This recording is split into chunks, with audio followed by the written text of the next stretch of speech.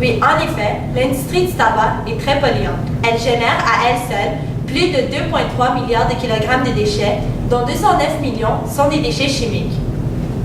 Beaucoup de lois ont été mises en vigueur pour protéger l'environnement contre la cigarette.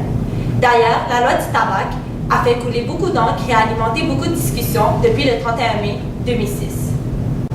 Oui, en effet, depuis le 31 mai 2006, il est totalement interdit de fumer dans tout lieu de travail qui n'est pas situé à domicile, dans tout bar, brasserie, taverne et salle de bingo, dans les abribus, les taxis, les transports en commun et les véhicules utilisés pour le travail, s'il contient plus de 2 personnes, lors de réceptions privées ainsi que dans les clubs, les cercles et autres organismes sans but lucratif, dans les établissements, dans les résidences, les chapiteaux et autres organisations semblables qui accueillent le public, à moins de 9 mètres d'une porte d'un établissement de santé, d'enseignement postsecondaire et les lieux où se déroulent les activités destinées aux mineurs.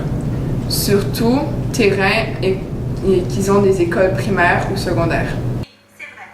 D'autant plus, il est interdit de vendre du tabac à un mineur. L'amende prévue varie de 500 à 6 000 $.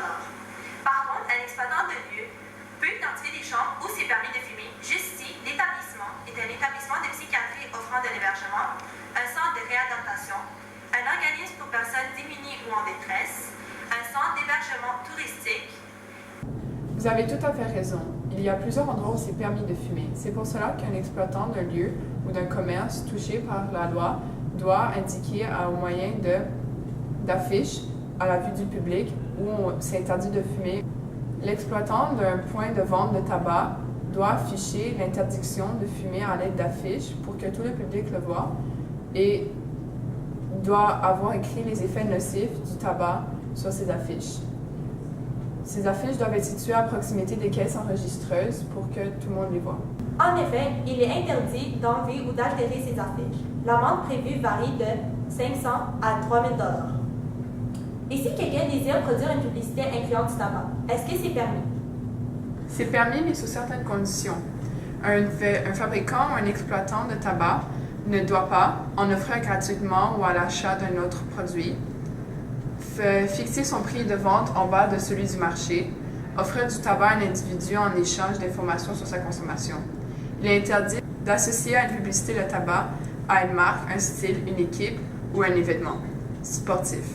Une publicité sur le tabac ne peut être trompeuse, être adressée à un mineur, utiliser un slogan, utiliser des personnes, des personnages ou des animaux réels ou fictifs, ou des témoignages. Une publicité de tabac ne peut être diffusée que dans un journal ou un magazine où 85% des lecteurs sont majeurs. Elle ne doit contenir que du texte, à l'exception du produit lui-même où l'image ne doit pas couvrir que 10% de la surface. Publicitaire. Chaque publicité doit contenir un message d'avertissement portant sur les effets nocifs du tabac établi par le ministère de la Santé qui est « Fumer tue ». D'ailleurs, elle doit lui être soumise dès sa publication. D'ailleurs, les dons de l'industrie du tabac ne sont pas interdits tant que le donateur ne diffuse pas de messages publicitaires ou de slogans. De plus, toute commandite faisant la promotion d'une marque, d'un produit ou d'un fabricant est interdite. Mais le gouvernement n'est jamais présent dans les endroits où on retrouve du tabac. Comment fait-il pour savoir qu'une compagnie va à l'encontre des règlements de cette loi? Bonne question. Le gouvernement nomme des personnes à qui on peut attribuer la fonction d'analyste ou d'inspecteur.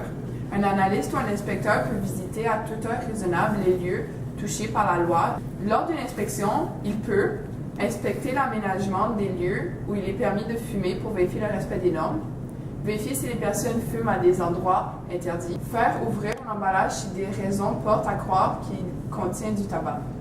Intéressant. Et est-ce que cette loi a eu des répercussions positives ou négatives? Un an après l'entrée en vigueur de la loi, selon le ministère de la Santé, on aurait affirmé que le nombre de fumeurs québécois aurait passé de 24% à 20%, soit une baisse de 230 000 fumeurs.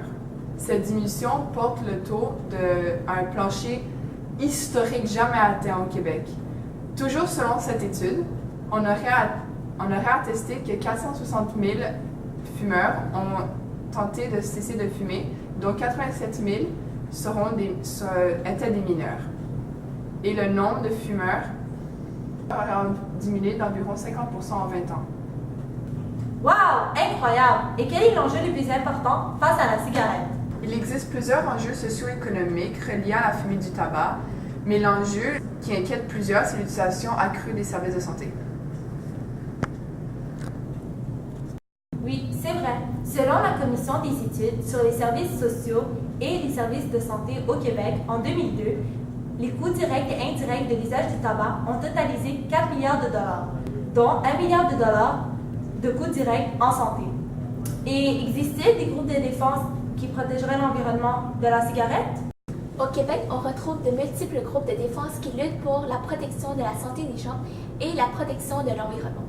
Tout d'abord, il existe le Conseil québécois sur le tabac et la santé, la CQTS, dont le directeur général Mario Bujold espère réduire le taux du tabagisme qui est actuellement de 23,8% jusqu'à 16%.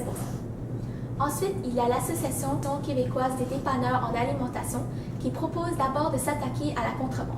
Car selon elle, plus on augmente les règlements et les taxes, plus on encourage le fléau de la vente au noir. En effet, selon les chiffres du ministère des Finances, 150 000 de contrebande sont vendus chaque jour. Voilà un autre enjeu. Bref, il existe des groupes de défense qui luttent pour faire des changements. Mais le vrai boulot revient au gouvernement et jusqu'à maintenant, celui-ci a un poids dans la main. Excuse-moi, tu traites le gouvernement de paresseux. Tu penses que ça n'a rien fait pour aider la lutte contre le tabac? Tu as tort. Il y a la Coalition québécoise pour le contrôle du tabac, la CQCT, qui, elle, essaie toujours de collaborer avec la CQTS pour qu'on interdise le droit de fumer sur les terrasses des bars, des restaurants et dans les voitures où se retrouvent des jeunes de 16 ans et moins.